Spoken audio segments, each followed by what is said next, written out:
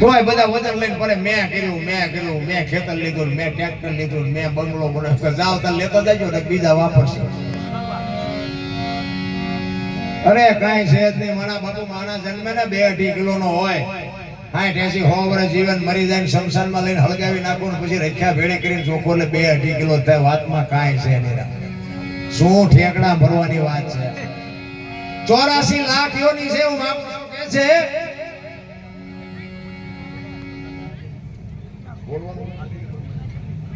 તમને મને બાપુ એક શાન કરી છે. 84 લાખ યોની છે ને, એમાં કેડી થી હાથી સુધી બાપુ કોઈ જીવને બાપુ રૂપિયા માયા કોઈ જોતી જ નથી, માણસ સિવાય.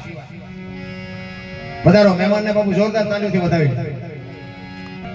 આ તમારી મારી સામે નજરના દાખલા છે. માણા કે છે આપણે લઈ લેવું છે તો ખાવા પીવાને ટાઈટ ને તડકો ને વરસાદ ને આપણને જે જોવે એ બધું જાનવર ને જોવે.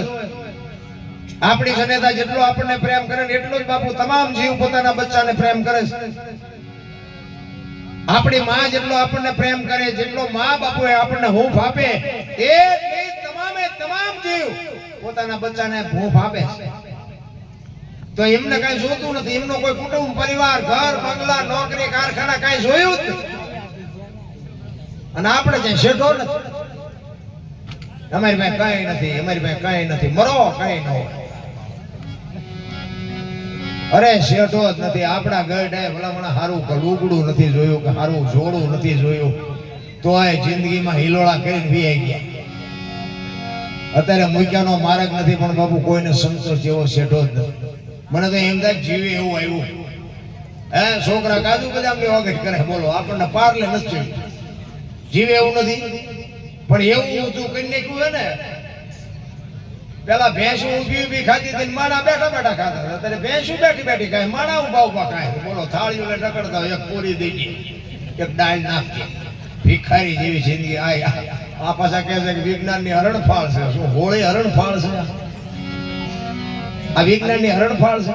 ઓલા તો બિહારી જમાડે બાપુ બાવડા ચાલી આખા લાડવા મોઢામાં ભરી દે. અરે મારા બાપ, તું તો મારો મહેમાન છે. અત્યારે તમે જોવો તો અમે તો જઈએ ને આપણે નકરો સાંડલો કરે વ્યા જઈએ, ઘરે ખાઈ લઈશું. શું ખાવું આમાં? હું તો કરી નાખ્યું બધું. ચોખ્ખું ઘી બજારમાં નથી ખપતું, દારૂ બાવળિયા ખપી જાય. 2 લીટરના પીપડા બોલો ખપી જાય. અને પાછું તમે જોવો તો દૂધ ઘરે દેવા આવે તોય ઓલા ડકડક આવે. ઓછું આવે છે, પાણી વાળું આવે છે. અને પાછું ઉધારે બાકી. ઓલા દારૂમાં કોઈ પૂછતું જ નથી. રોકડા પૈસા દેવાના, મોરો છે ચોરો છે કઈ કહેવાનું જ નહીં. બોલો એમને પીને આવતા રે. બોલો અને પાછો કેસ ધંધો.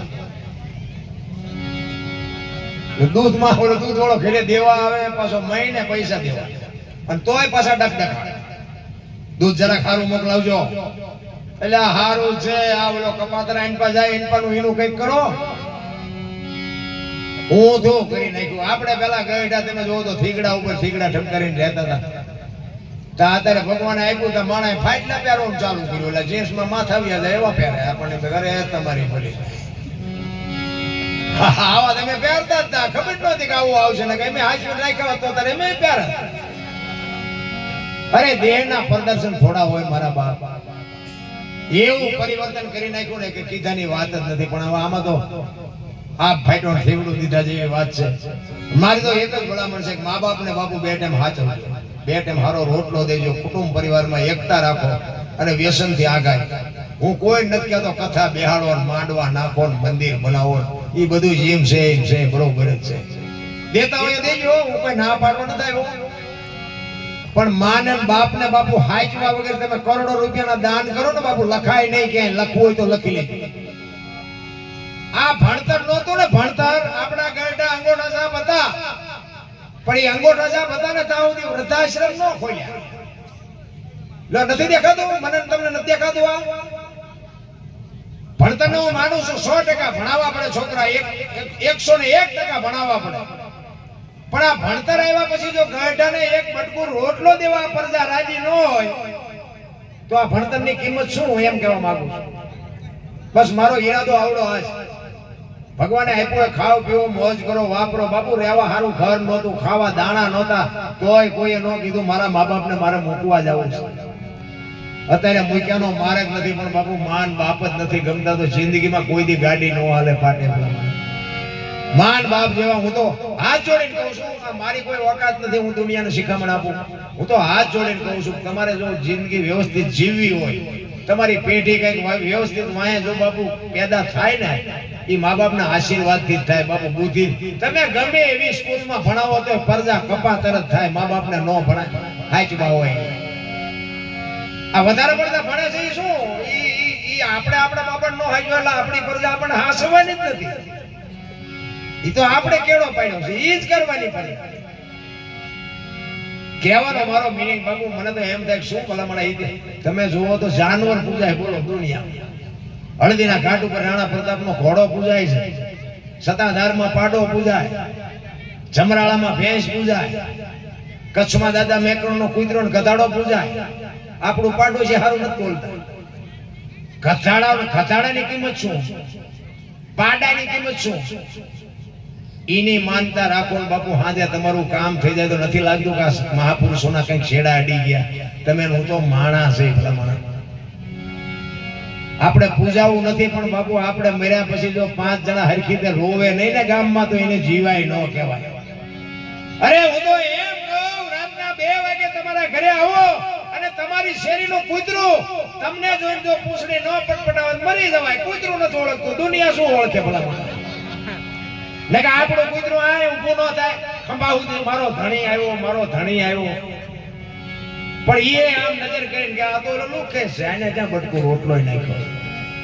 એને પ્રેમની જરૂર છે. પ્રેમને વાચા હોત તો જગત જોગી બની જાત, હલકીને હિમાલય જાત પછી ભગવા બે. પ્રેમ આપો ને તો જાનવર તમને માર ન ખાવા દે બાપુ. કોઈક માલધારી બેઠા હોય એને ખબર છે.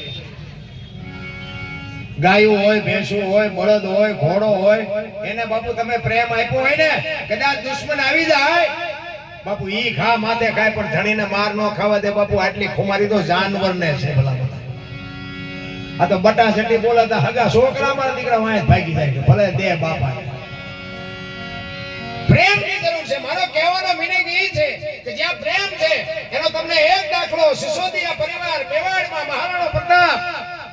ચેતક બાપુ, ચેતક જેવું જો ખાનદાન જાનવર એની પાસે ન હોત ને તો આ ચેતક ને બાપુ કોઈ ઓળખતું, મહારાણાને કોઈ ઓળખતું ન હોત.